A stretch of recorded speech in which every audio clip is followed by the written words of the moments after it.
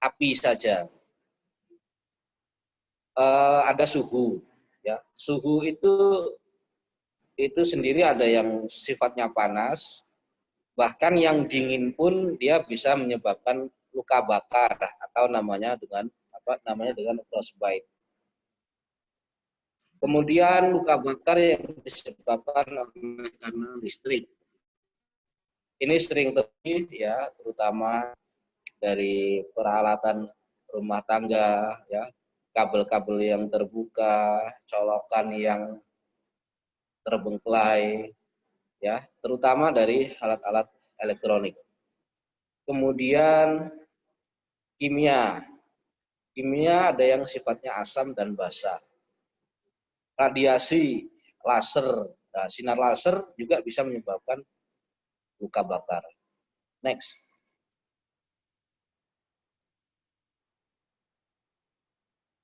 Next.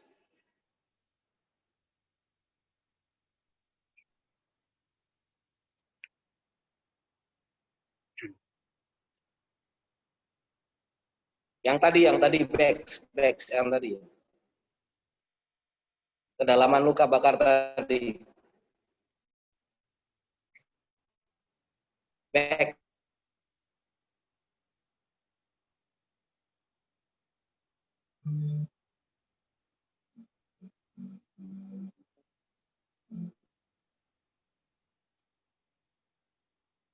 Nah, itu ada derajat 1, derajat 2, derajat 3. Kalau kita bicara dengan derajat 1, itu artinya yang terkena hanya superficial saja. Makanya dia tidak sampai menembus epidermis, ya. Tidak di bawah epidermis. Dia hanya superficial, makanya dinamakan superficial skin burn. Kemudian derajat 2 atau partial thickness skin burn, dia lebih dalam lagi. Biasanya dia sampai mengenai folikel-folikel rambut, ya, lapisan kulit yang lebih dalam setelah epidermis dia akan terkena. Apalagi derajat 3. Derajat 3 itu kita sebut sebagai full thickness skin burn.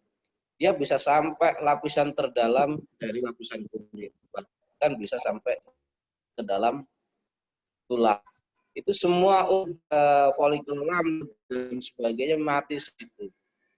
Nah, nanti antara derajat 1, derajat 2, derajat 3 itu akan terlihat di tampilan klinis. Nanti kalian bisa mengidentifikasi, ya, bisa mengidentifikasi ini derajat berapa, 1, 2, 3. 2 juga ada pembagian 2 dalam, 2 dangkal. Nah, itu tergantung lapisan yang terkena akibat luka bakar. Next.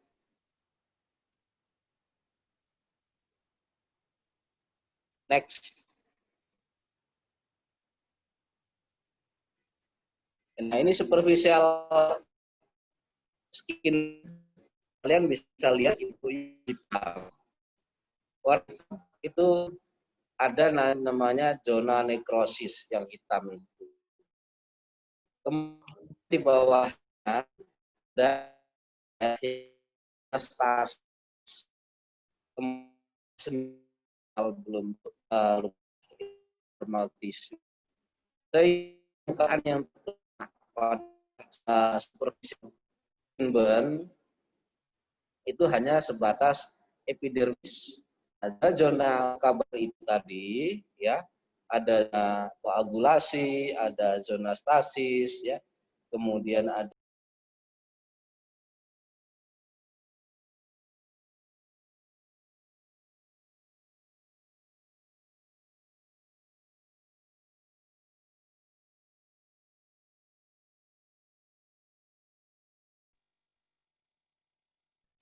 kita lihat itu luka bakar. Biasanya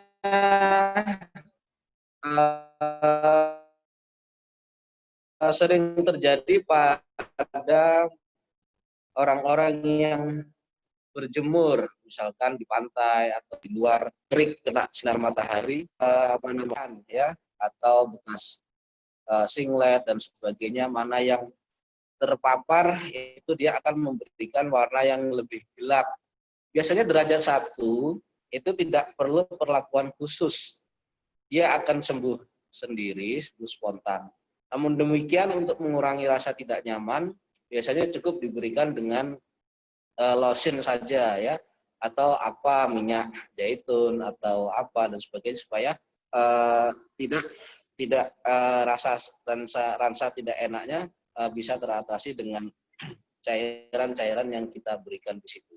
Sebenarnya tidak dilakukan apa-apa, derajat 1 dia akan sembuh sendiri. Next. Next.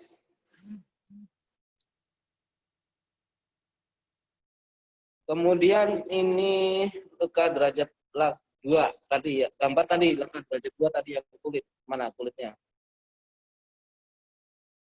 Gambar tadi, lapisan kulit tadi. Nah, itu zona yang hitam, dia sudah lebih dalam lagi. Sehingga folikel-folikel rambut juga sudah mulai terkena. Yang hijau-hijau itu adalah folikel rambut. Nah, itu folikel rambut. Yang kalian tunjuk kursor itu folikel rambut. Ini sebagian folikel rambut terkena. Namun demikian, efek dari penyembuhan ini bisa saja folikel rambutnya akan bisa tumbuh kembali apabila nanti sudah sembuh ya. Tapi kalau yang sudah derajat 3, dia sudah sampai bawah dasar dari epidermis sehingga folikel rambut itu mati, sehingga di derajat 3 rambut sudah tidak akan tumbuh lagi. Next gambarnya. Yuk.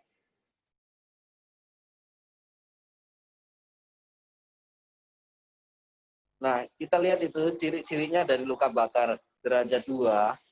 Biasanya dia akan menampilkan bula-bula itu bintilan-bintilan berisi cairan ya. Nah, itu namanya derajat 2.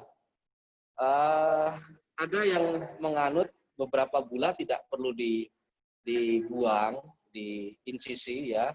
Ada yang perlu diinsisi. Tentu saja hal itu kondisional sekali ya. Apabila terjadi pada anak-anak kemudian sangat mengganggu dan mengurangi rasa nyeri, ya sebaiknya bula dipecahkan saja. Karena bula itu mengandung suatu serum yang mengandung banyak protein. Kalau gizinya baik, ya lebih baik dibuang saja. Tapi kalau ternyata gizi pasiennya kurang baik, atau ada gangguan gizi, ya lebih baik dipertahankan karena proteinnya sangat tinggi. Next.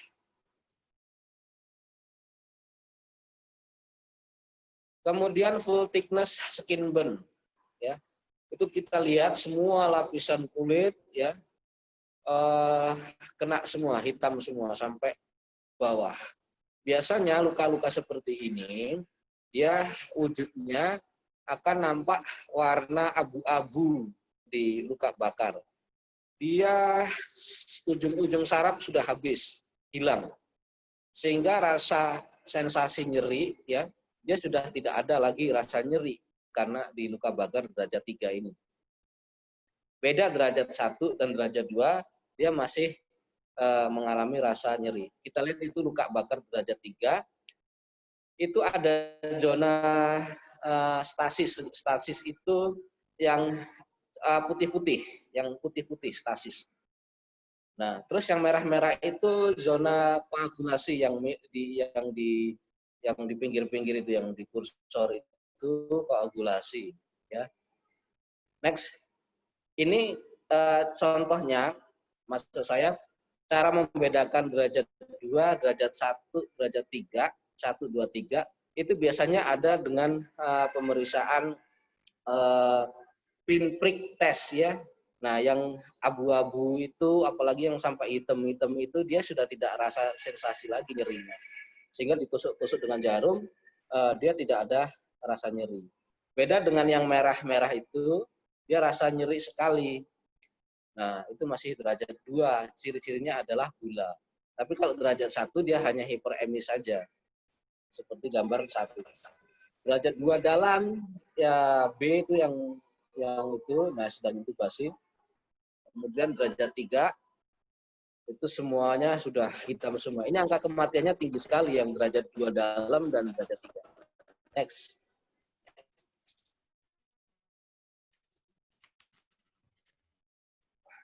Luas permukaan luka bakar bisa kita prediksikan dengan beberapa aturan atau beberapa rule ya. Kita yang sering kita pakai adalah rule of 9.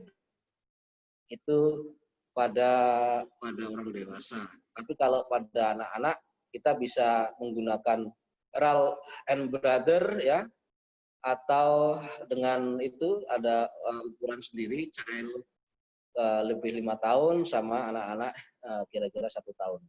Nah itu rumus-rumus itu perlu kalian perhatikan dan perlu kalian hafalkan, mengerti supaya nanti pada saat memprediksi luas luka bakarnya tidak begitu meleset. Karena ini kepentingannya adalah untuk terapi cairan yang paling utama.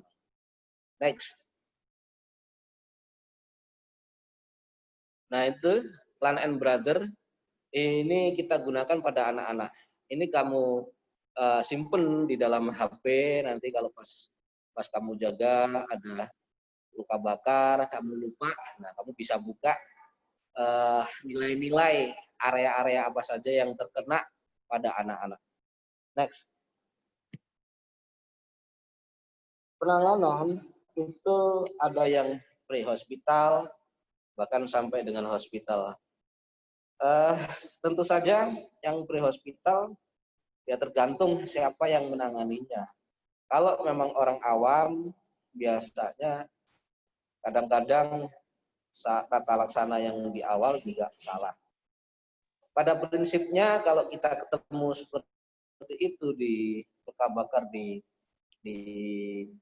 sebelum masuk rumah sakit adalah dengan teknik menyetop aliran sumber luka bakarnya. Kalau api ya di stop dengan mungkin menyiram atau dengan handuk yang basah ya.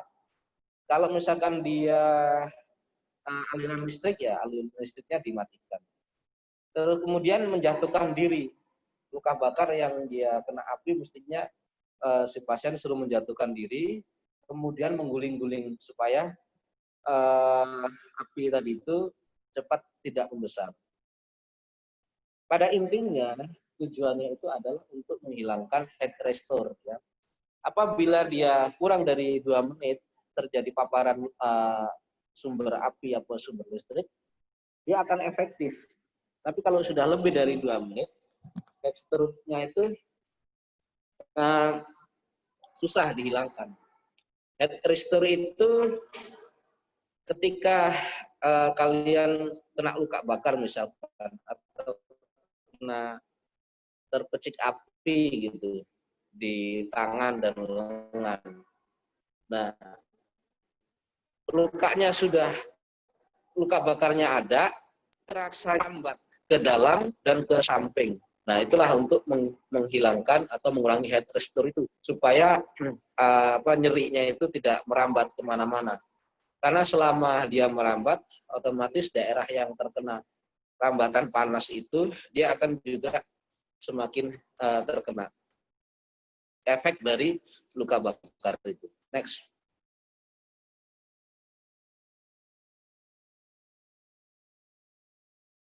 Kedalaman juga bisa kita tentukan ya.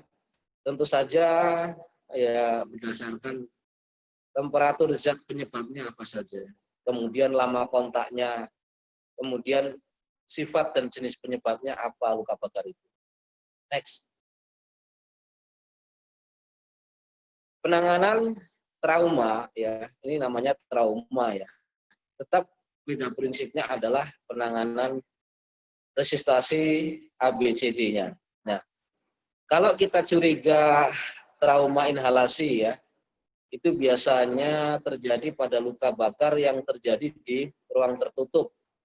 Itu ada tanda-tandanya juga, misalkan bulu matanya hilang, bulu hidungnya terbakar, ada jelaga di hidung, ya, itu akan cepat mengancam nyawa. Karena apa? Karena dia akan terjadi ödem di laring. Maka dari itu segera dilakukan penanganan airway definitif dengan pemasangan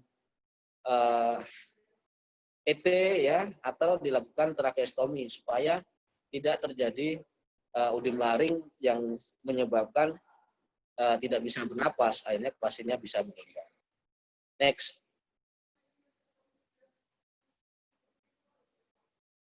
Luka bakar pada dinding dada, ya, itu bisa kita lakukan eskarotomi. Jadi luka bakarnya itu luas di dinding dada, dia akan mengganggu pergerakan dinding dada untuk bernapas. Sehingga perlu dilakukan skar-skar yang menempel di situ dibuang di insisi supaya pergerakan dinding dada untuk bernapas itu bisa lebih mudah dan pasien tidak sesak. Kemudian terapi cairan itu ada beberapa cara atau ada beberapa rumus. Yang sering kita gunakan adalah formula Baxter. Itu rumusnya sudah menjadi ketetapan, ya. Kalau pada dewasa itu 4 cc, kemudian dikalikan berat badan, kemudian dikalikan luas luka bakar. Luas luka bakar bisa kamu cari dengan rule of 9 atau Land and Brother. Berapa persen, dikalikan berat badannya, kemudian dikali 4 cc. Pemberiannya biasanya 8 jam pertama diberikan 50%-nya cairannya. Kemudian 16 jam kedua baru diberikan sisanya yang 50%. Next. Contoh kasus itu luka bakar berat badannya 50, luas luka bakarnya 20%. Kebutuhan cairan yang kita gunakan adalah sebesar 4.000 cc. Bisa menggunakan Ringer Lactate, bisa menggunakan natrium klorida, ya. Jam pertama, 8 jam pertama kita berikan 2000 cc, ya. Itu kalau dihitung sesuai dengan berat badan itu ketemunya 62 tetes per menit. Kemudian 16 jam berikutnya baru diberikan 2000 cc sisanya. Kalau dibagi dalam 16 jam ketemunya adalah 31 tetes per menit. Next. Next. Ada beberapa indikasi yang diperlukan untuk rawat inap pada luka-luka bakar dan ada yang perlu dengan rawat jalan. Terutama luka bakar derajat 2 pada dewasa yaitu lebih 15%, kalau pada anak-anak lebih dari 10%, dan pada geriatri. Itu derajat 2. Kalau derajat 3 lebih dari 10% pada dewasa itu dirawat. Kemudian listrik, walaupun hanya 1%, dia dirawat, apalagi kimia, ya. Kemudian daerahnya mana saja yang kena? Muka, tangan, genitalia, perineal, ya. Walaupun kurang dari 10%, apabila mengenai daerah itu, ya indikasi dirawat. Kemudian ada trauma yang lain atau trauma yang memberat. Walaupun luka bakarnya cuma 5%, tapi dia ada cedera kepala, ya dia harus dirawat. Next. Monitoring, tetap vital sign, kalian awasi, kemudian urin output, ya itu dimonitor dengan pemasangan DC, produk urinnya, ya pada dewasa dan anak-anak itu kita lihat berapa normalnya. Kemudian dari RW-nya ada masalah enggak, kemudian ada suara nafas tambahan atau enggak, ya, yang bisa melihat itu kira-kira sudah ada gangguan di pernapasan, misalkan ada ronki dan sebagainya, ya. Next. Perawatan luka tadi sudah saya terangkan bahwa derajat 1 itu ya tidak perlu diapa-apakan, cukup dengan lotion saja. Kemudian derajat 2 prinsipnya luka bakarnya dibersihkan dulu di unit gawat darurat itu dengan NaCl ya, kemudian ditambah safflon yang untuk cuci tangan itu, yang warna merah dan sebagainya itu. 5 cc, kemudian dicuci, diangkat gulanya, ya, kemudian kotoran-kotorannya dibersihkan. Setelah itu dibilas dengan NaCl bersih, kemudian dipasang kasih sofratul, kemudian ditutup dengan kasa lembab yang steril. Next. Perawatan luka yang derajat 3 hampir sama dengan tadi, dicuci ya. Kemudian didiemen tiap hari dibersihkan. Karena apa? Kalau derajat 3 itu dia sudah tidak nyeri lagi. Sehingga penggantian kasanya bisa dilakukan tiap hari. Tapi kalau derajat 2 ya harus lebih lama. Bisa 2 hari sekali, bisa 3 hari sekali, tergantung kejenuhan dari kasaknya. Bahkan bisa seminggu sekali kalau memang belum jenuh kasarnya. Kemudian diberikan salep ya, silver sulfadiazin.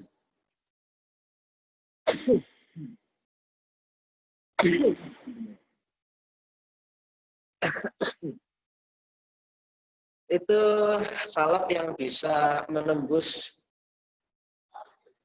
ke bawah sekar ya. Karena di bawah sekar-sekar itu ada koloni kuman. Sehingga salep itu yang bisa menembus ke koloni-koloni kuman itu. Kalau salep yang lain, gentamisin dan sebagainya tidak mampu. Dia hanya dermazin ini atau burnazin yang bisa menembus ke sekar luka. Makanya burnazin atau dermazin itu nama dagangnya, itu bisa diberikan pada derajat 3. Next.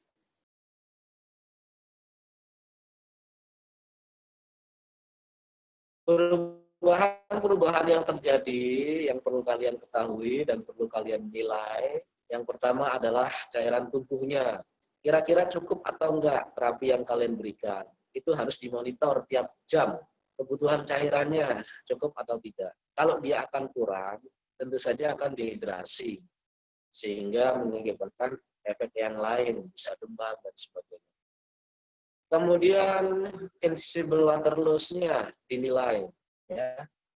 Itu normalnya 2,5 sampai 4 liter per hari itu pada bakar yang 20%, ya. Kalau evaporasi ya 1 gram air itu butuh 0,576 kalori. Sehingga pada keadaan normal berat badan 60 sampai 70 kg itu biasanya 960 mili per 24 jam. Itu cairan yang menguap atau kita sering sebut sebagai IWL-nya. Next. Atau kita biasanya sih kita bulatkan menjadi 1 ya.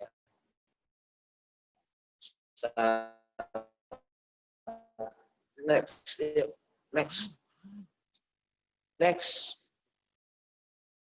Gangguan-gangguan pada vaskuler, yaitu kita bisa lihat itu pada keadaan inflamasi ya, kondisi pembuluh darah semua akan jadi meningkat, udim, sehingga permeabilitasnya jadi cenderung menurun ya, sehingga bisa terjadi translokasi kuman karena kuman di ekstralumen, karena dinding vaskulernya melebar sehingga permeabilitas dindingnya jadi tipis, kemudian bakteri-bakteri bisa masuk ke dalam pembuluh darah, akhirnya bisa terjadi infeksi yang lebih berat lagi dan terjadi sepsis. Next. Kemudian eritrosit itu akan menjadi fragil ya, mudah pecah, sehingga kondisi anemia, kurang darah itu perlu dilakukan transfusi. Kemudian pada ginjal ya, terutama luka-luka bakar yang disebabkan oleh kanal listrik, ya. Biasanya luka inlet sampai outlet itu sepanjang itu dia akan terkena luka bakar. Biasanya hemoglobin akan rusak sehingga terjadi mioglobinuria, urin akan berwarna merah, ya, seperti cucian air daging, ya. Artinya itu glomerulus di situ sudah terkena oleh luka bakar tadi. Terapinya cukup diberikan dengan force diuresis, ya, dengan furosemid mungkin 2 ampul per hari, bisa sampai kebutuhannya sampai jernih nanti kebutuhan furosemidnya. Next. Kemudian karena keadaan stres sehingga kortisol di dalam darah ini jadi meningkat. Kemudian metabolisme bertambah, ya, sehingga hormon-hormon di dalam tubuh juga lebih aktif, ya.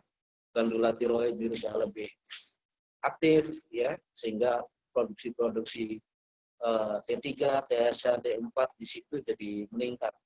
Sehingga kesannya terjadi seperti hipertiroid. Pada keadaan lambung, ya, dia bisa menjadi tukak, ya, tukak atau ulcer.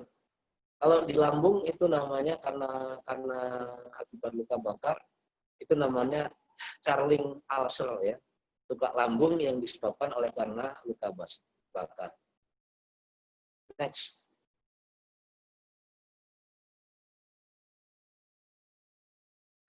Di jantung juga terjadi perubahan otot-otot, ya, miokardial.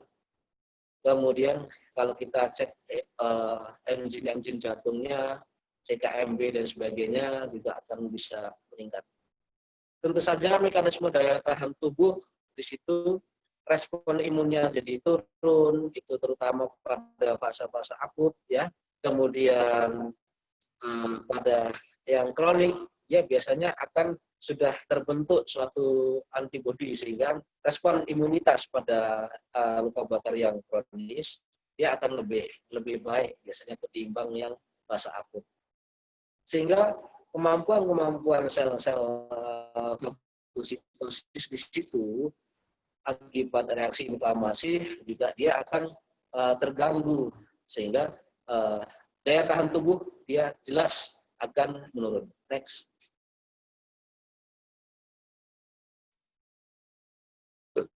Terapi secara umum yang perlu kalian prioritaskan adalah yang pertama RW-nya. Bagaimana RW-nya? Ada gangguan atau tidak? Clear atau tidak? Kalau tidak clear, ya diatasi dulu. Sumbatannya berupa apa? Ada benda asing, ada udim laring. Biasanya udim laring yang disebabkan oleh karena luka bakar. Kemudian keadaan umum pasien. Kemudian fungsi jantungnya. Ada gangguan irama atau tidak. Baru yang terakhir adalah perawatan luka itu sendiri. Ya. Baru bicarakan perawatan apa yang pas pada pasien itu. Tentu saja primary survey, secondary survey tetap kalian lakukan sepanjang pasien-pasien itu berada atau ada riwayat karena trauma, ya. Next.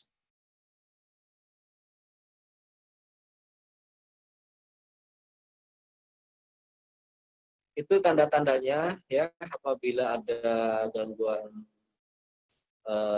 di saluran napas, ya, bisa stridor, ya. Kemudian ada suara yang lain atau karena udim sehingga terjadi hipersekresi, itu akan terjadi sesak. Perlu dievaluasi. Bisa nggak dilakukan intubasi? Atau kalau susah, memang sudah udim, nggak bisa dilakukan intubasi, ya dilakukan tracheostomy. Nanti ilmu tracheostomy akan kalian dapatkan ketika ATLS, ya. Nanti ATLS kalian diajari. Untuk menghilangkan rasa nyeri, bahkan perlu diberikan obat-obat golongan morfin ya, biasanya dengan dosis tertentu atau disedatifkan, ditidurkan ya, itu untuk mengurangi rasanya. Next. Terapi cairan itu ya sudah saya terangkan tadi. Dewasa, anak-anak dilihat kebutuhan faalinya berapa, dihitung, kemudian diberikan setengah cairan volumenya dalam jam pertama, 8 jam pertama, kemudian 16 jam kedua setengah volume cairannya. Next.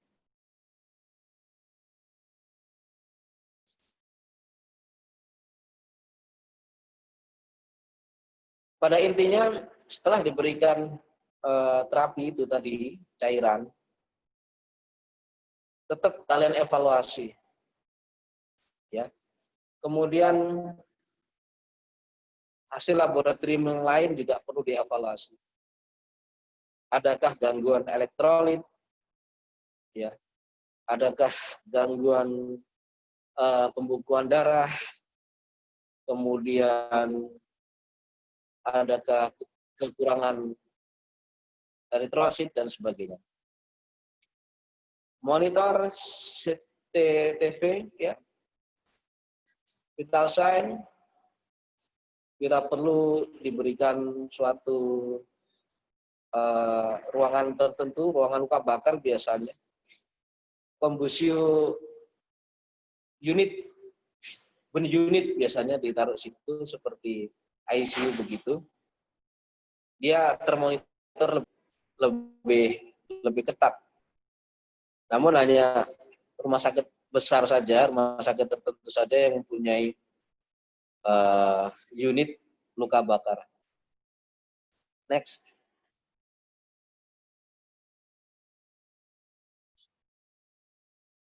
Produksi cairan, ya, dewasa berapa, anak-anak itu perlu dilihat. Ya.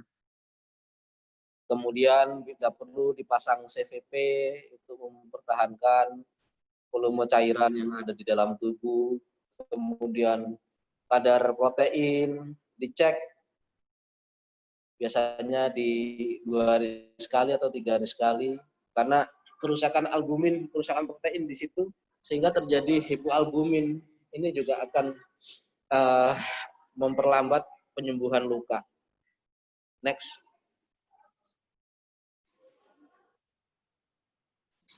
Perawatan luka sudah saya terangkan tadi. Next.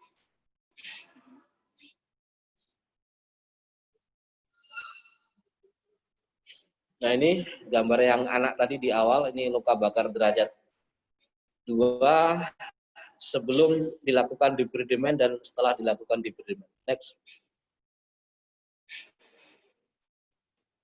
Bisa tertutup, bisa terbuka perawatannya, tergantung situasi. Kalau situasi atau ruangannya baik, bagus, ya, tidak tercemar oleh udara lingkungan, bisa dilakukan perawatan terbuka. Tapi kalau ruangannya kotor, tidak memungkinkan, ya lebih baik luka bakar itu ditutup dengan kasa lembab dan kasa steril. Next.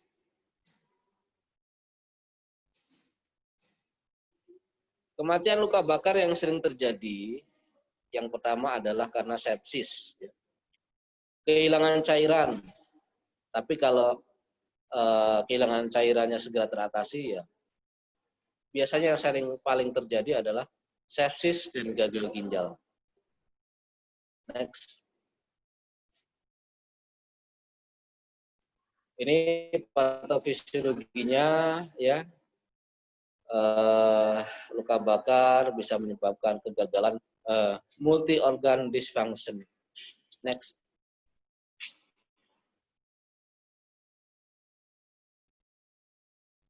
Bisa terjadi gagalan respiratory, ya, baik ARDS, ya, ataupun ALI.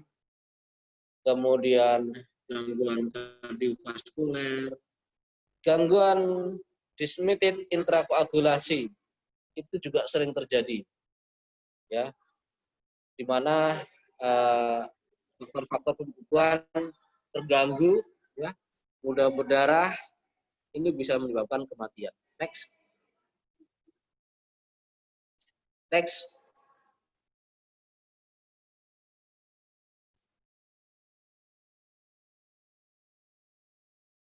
Next. Kalian baca sendiri ini gangguan-gangguan kardiovaskulernya, respiratorinya, ini pemeriksaan AGD-nya kalau ada, ya, diperiksa AGD-nya, tekanan PCaO2, tekanan O2-nya dilihat, dinilai.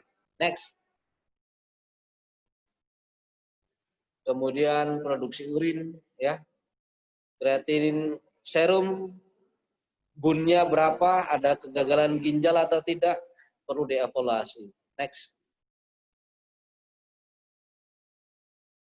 Kegagalan pembentukan darah, ya, trombosit biasanya akan turun drastis, ya. Leukosit juga, tanda kondisi sepsis juga akan turun drastis, atau ya melebihi 20.000 lebih sampai dengan tinggi sehingga menyebabkan leukositosis ataupun leukopenia. Next. Next. Kemudian dinilai fungsi sarafnya, GCS-nya bagaimana. Oke, next. Oke, saya rasa itu saja. Terima kasih. Ada yang mau ditanyakan? Ini baterai saya tinggal 2% juga ini. Pas. Sepertinya sudah sangat jelas, dokter. Terima kasih banyak, dokter.